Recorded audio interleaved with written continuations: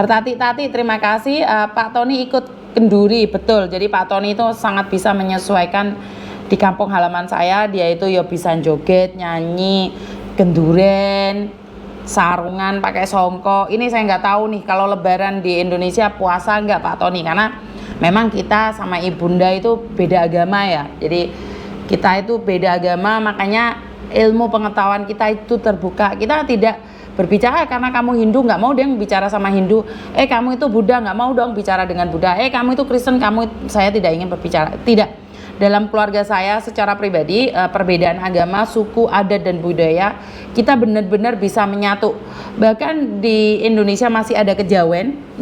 Saya kurang tahu nih kalian paham nggak kejawen itu, atau saya sendiri yang kurang paham.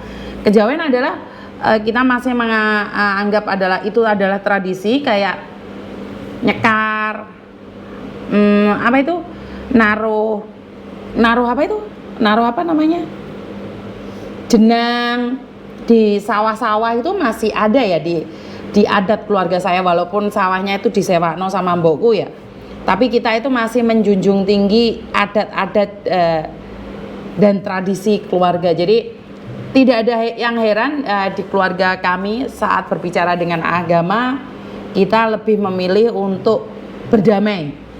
Saya selalu katakan kita selalu berdamai dengan agama kita masing-masing, kita berdamai dengan adat istiadat kita. Saya tidak merasa bahwa wah kamu itu lebih hebat, wah kamu itu lebih sakti, oh agamamu itu lebih baik daripada agamaku. Tidak. Jadi di keluarga saya, kamu jalan dengan jalanmu, seperti juga dengan Meme. Ibu saya pernah bilang, jangan pernah mempengaruhi anak-anakmu untuk merubah kepercayaannya. Saya tidak pernah meminta mereka untuk berubah. Begitu juga dengan Koko Thomas. Koko Thomas dari dulu saya minta sunat biar sehat, tapi dia selalu berpikir bahwa sunat itu tendensinya ke Islam. Makanya saya tidak memaksa.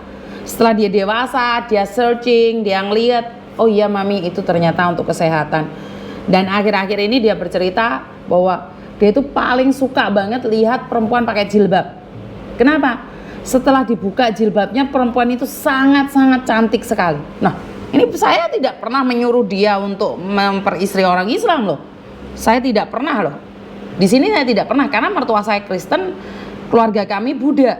Jadi kami tidak pernah memaksa itu. Setelah dia ngomong seperti itu, terus saya nanya, apakah kamu pingin nikah sama orang Indonesia? Iya.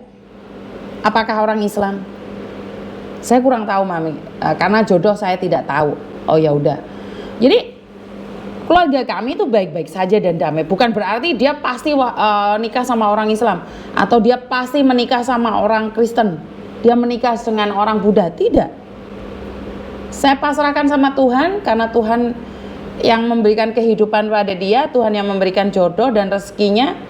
Saya bebaskan dia. Kalau dia tidak menikah di usia tertentu, maka saya katakan, saya yang akan mencarikan jodohmu. Dan dia mengatakan, iya mami.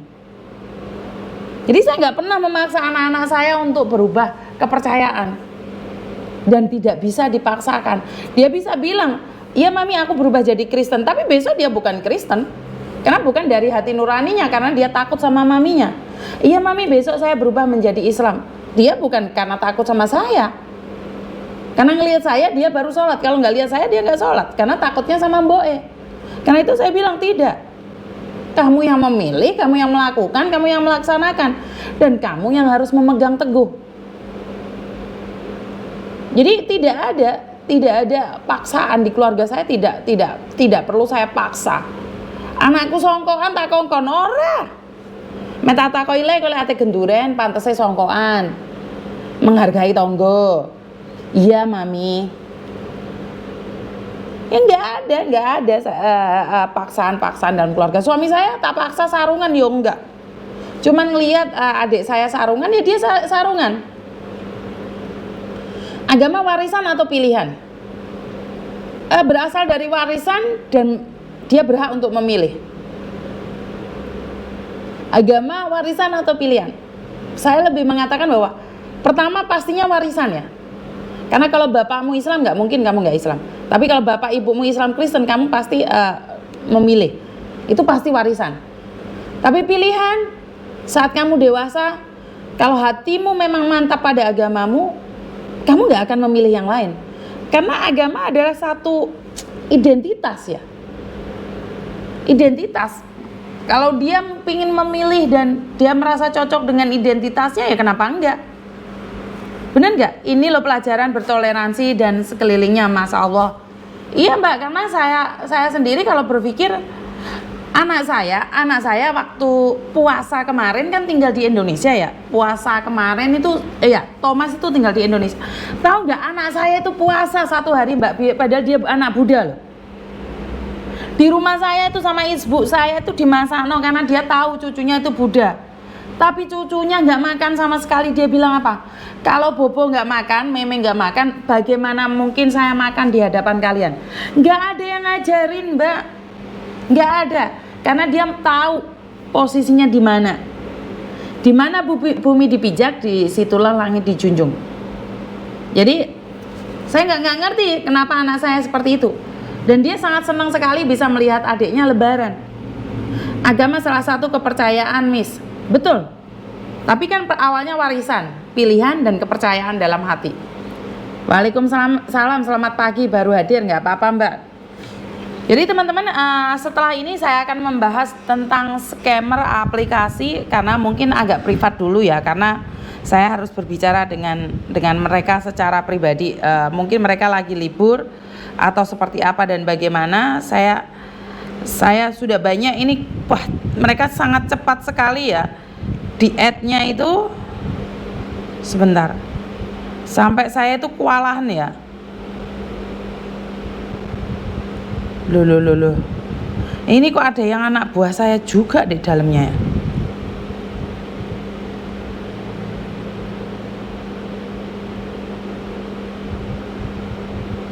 Waduh, ini banyak sekali ya. Sebentar. Ternyata korbannya sangat banyak sekali loh.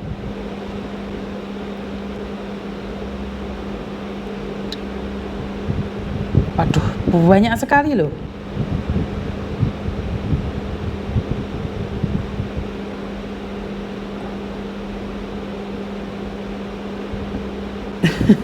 Jadi ya udah, saya akan membahas ini ya teman-teman, tentang sindikat melodi ini ya.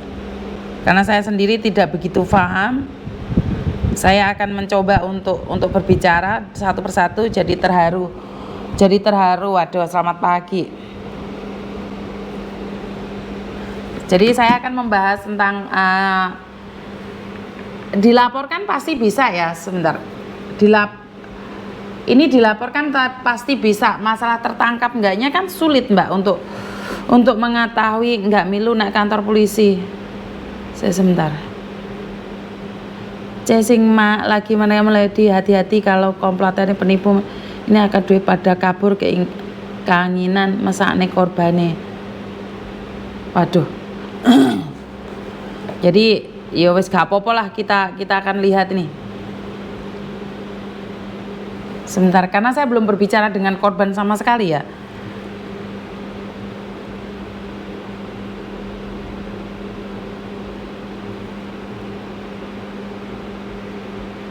Jadi saya akan berbicara secara pribadi ya teman-teman. Tunggu dulu ya. Di HP ku kira. Saya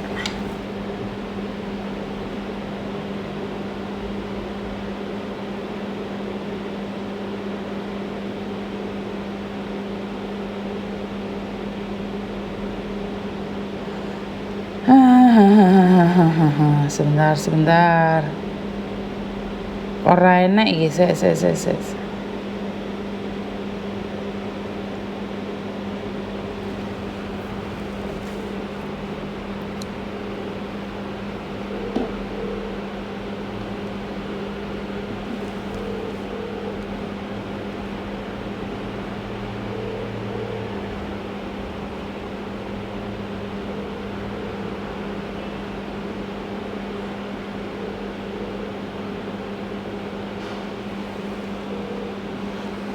Telepon Medi merah diangkat.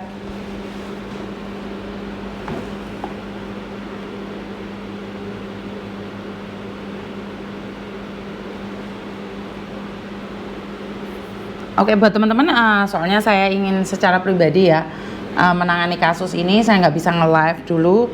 Nanti saya akan update berikutnya seperti apa dan bagaimana korban aplikasi Melody.